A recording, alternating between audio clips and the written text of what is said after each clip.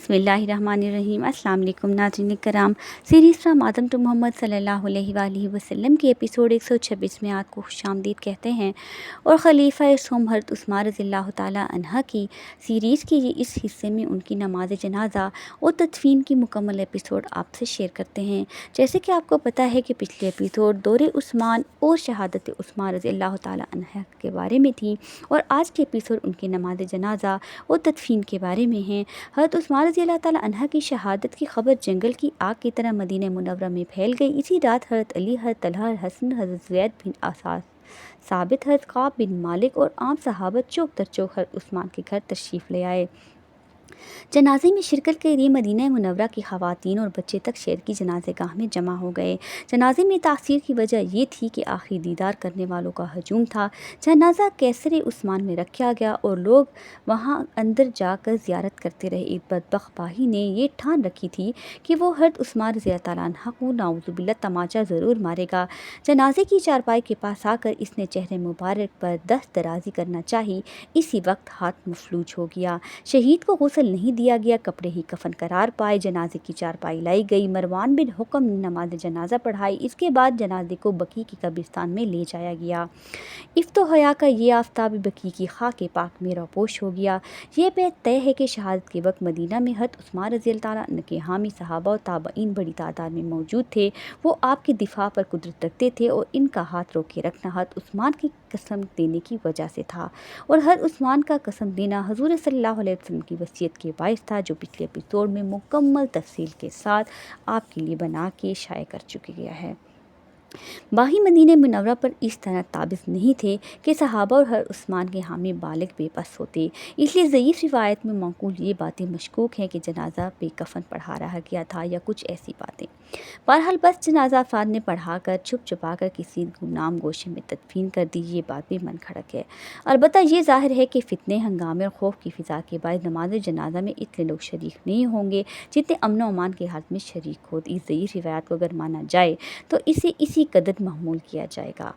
हज़रत उस्मान को बकी के कब्रिस्तान में दफन कर दिया गया। तदफीन में शरीक एक साहब अबू हुनीश का बयान है कि हमें एक बहुत बड़ा मजमा अपने पीछे आता दिखाई दिया और ये किसी करामत से कम नहीं। हम हैरान हुए तो आवाज़ आई, घबराएं नहीं, हम आपके साथ शरीक होने आए हैं। ये फरिश्ते थे जो जनाजे और तदफीन में शामिल हुए थे। हज़रत उस्मान रज़ियल्लाहु ताला अन्हा सही कौल के मुताबिक 82 साल की उम्र में ऐसी मजलूमाना हालत में दुनिया से रुखसत हुए कि हर मुसलमान का दिल सदमे से पारा पारा हुआ जाता था।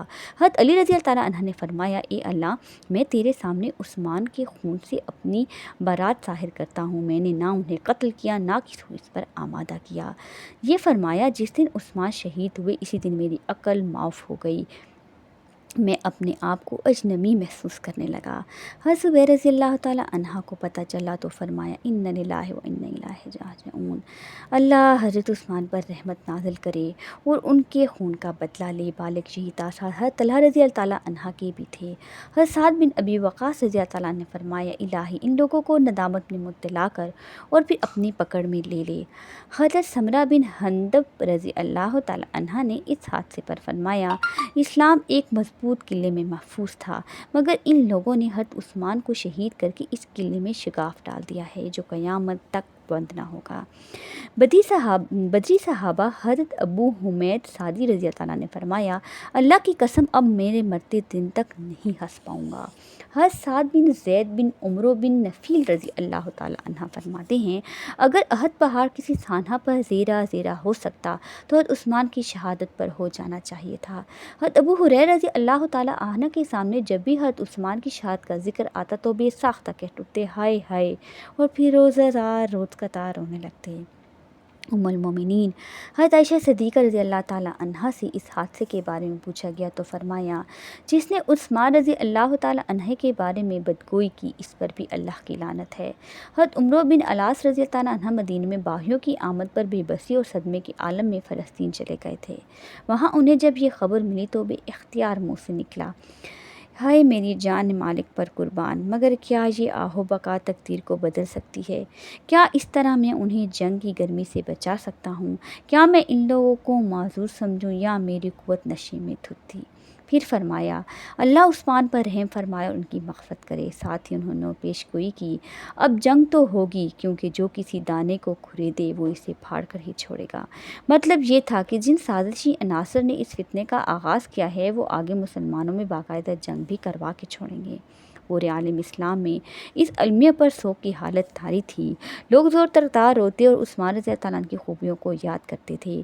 ایک صحابی قلیب جرمی رضی اللہ تعالیٰ عنہ جو بصرہ میں رہتے تھے فرماتے تھے میں نے حضرت عثمان رضی اللہ عنہ کے قتل کی خبر پر بزرگوں کو جس قدر روتے دیکھا اس کی کوئی مثال پہلے کبھی نہیں دیکھی۔ لوگ اتنا روئے تھے کہ داڑھیاں بھی آنسوؤں سے تر ہو گئی تھی۔ ناظرین کرام، یہ تھا حضرت عثمان رضی اللہ تعالیٰ عنہ کی شہادت اور پھر تدفین اور جنازہ کا ذکر۔ ناظرین کرام، سیرت عثمان کے چند قابل غور پہلوؤں پر بھی توجہ دلاتے ہیں کہ کیسے وہ نڈر فیصلے کرتے تھے۔ جب آپ رضی اللہ تعالیٰ عنہ سعد بن ابی وقاص جیسے عظیم صحابی کو کوفہ کی حکومت برقرار رکھنا بعض وجوہات کے خلاف احتیاط محسوس ہوا تو آپ نے فوراً انہیں ہٹا دیا۔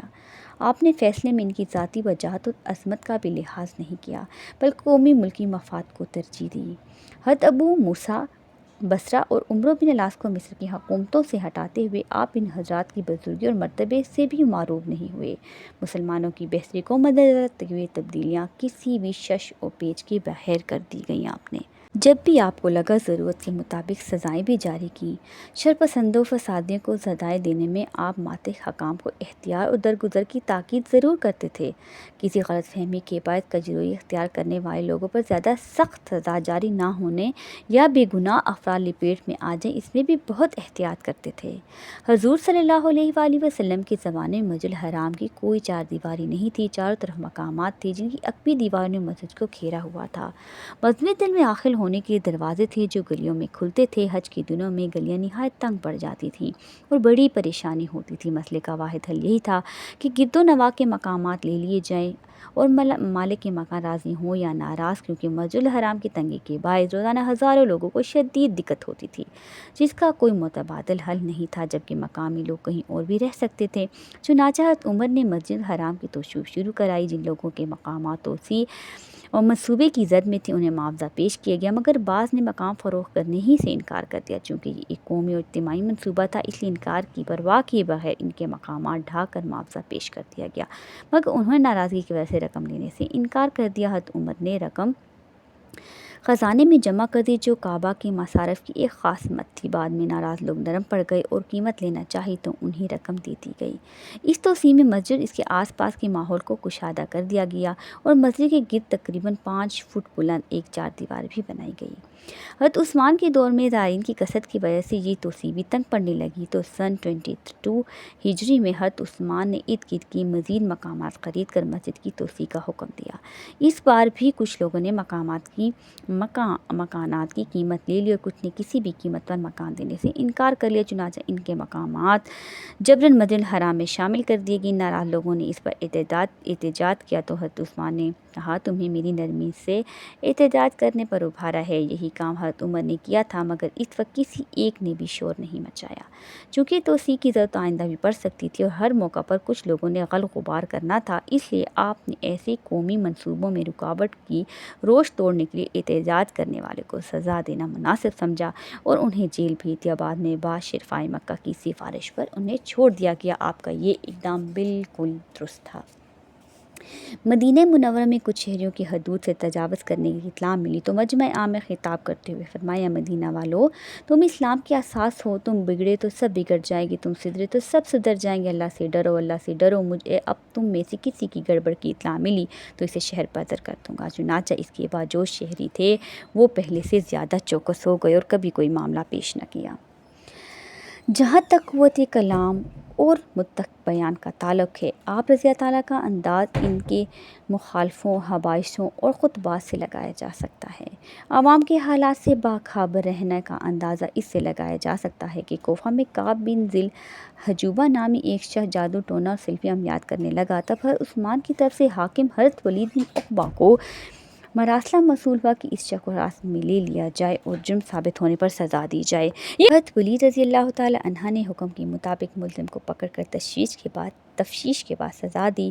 کوفہ کے لوگ عجب تعجب کر رہے تھے کہ حضرت عثمان کو ایسی چھوٹی چھوٹی باتوں کی خبر کیسے مل جاتی ہے۔ نئی ابھرنے والے منکرات اور برائیوں سے چونکا رہتے تھے اور انہیں ختم کرنے کی بھرپور کوشش کرتے تھے۔ فتوحات کی وجہ سے اہل مدینہ کی دولت و ثروت اور فراغ البدلی میں اضافہ ہوا تو بعض افراد کو فضول مشاغل سوجنے لگے، چنانچہ کچھ لوگ کبوتر بازی، کچھ لوگ نشانہ بازی میں مصروف لگے، بعض لوگ اس طرح کی نیند لگے تھے جیسے نشہ پیدا ہونے کا خطرہ ہو۔ حضرت عثمان نے ایک شخص کی ذمہ لگایا اور وہ لاٹھی لے کر شہر میں گشت کرتا رہے اور اس قسم کی برائیوں کو روک ٹوک کر کے ختم کیا جائے، ان برائیوں کو ہمیشہ کے لیے ختم کیا جائے۔ بڑھاپے کی باوجود قوت و توانائی اتنی تھی کہ آخر تک نماز نفل میں قرآن مجید کی لمبی لمبی صورتیں پڑھتے تھے، طویل قیام کرتے اور روزے رکھتے تھے، بلند ہمتی قیاس سے بالا تر تھی، ہر حال میں اطمینان قلبی اور بشاشت سے مالا مال رہتے۔ جب آپ کو منجروں نے اطلاع دی کہ باغی مدینہ میں گھس کر آپ کو ہٹانا یا قتل کرنے کی کوشش کر رہے ہیں تو آپ نے بے ساختہ ہنس پڑے، پھر ان شرپسندوں کے لیے ہدایت کی دعا کی۔ حالانکہ ایسے موقع پر بڑے بڑوں کے پسینے چھوٹ جاتے ہیں اور منہ سے بددعاؤں کے سوا کچھ نہیں نکلتا۔ آخری وقت میں خون کے پیاسے دشمنوں کے انتظار میں دروازہ کھلا چھوڑ کر تنہا تلاوت میں مشغول رہنا آپ کی ایمانی طاقت، استقلال و عظمت اور خالق و مالک سے جان و دل کے گہرے تعلق کا پتہ دیتا ہے۔ رضی اللہ تعالیٰ عنہ۔ ناظرین، میرے چینل کو لائک، شیئر اور سبسکرائب کرنا مت بھولیے گا، بیل آئیکن کو ضرور دبائیے گا اور میری حوصلہ افزائی کے لیے کمنٹ ضرور کیجیے گا۔ آنے والی ایپیسوڈ میں آپ کو ان حالات اور واقعات تاریخ کی روشنی میں بتائیں گے جو حضرت عثمان کے دور کے بعد شروع ہوئی۔ اللہ نگہبان۔